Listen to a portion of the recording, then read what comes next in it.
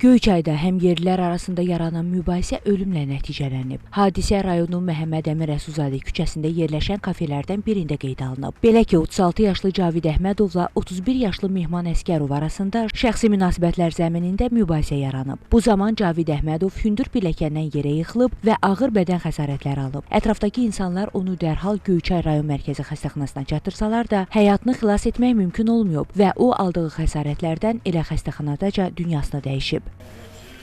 Burnundan qan açıldı. Sonra dedilər çıxardırıq Nenamarsiya. Çıxartdılar ora, biraz yandım orada. Çöldə də yandıq bir saat, 2 saat. Yana bilmədim, gəldim evimizə. Gəldim evə, səhər üzü saat bilmədim, neçə rədalar idi. Gördüm başımın üstündə kimsə ağlayır. Başımı qaldırdım, gördüm dayım olur. Ki, bəs Cavid gedir.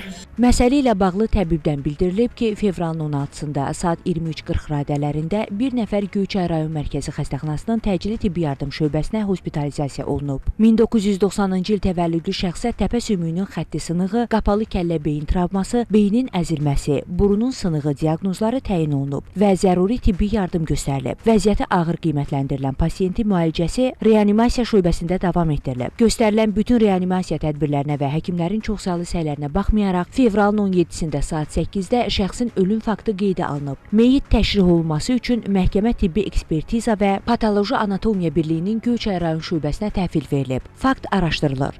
Asiman Səlimov, Aytən Fehruz, Xəzər xəbər.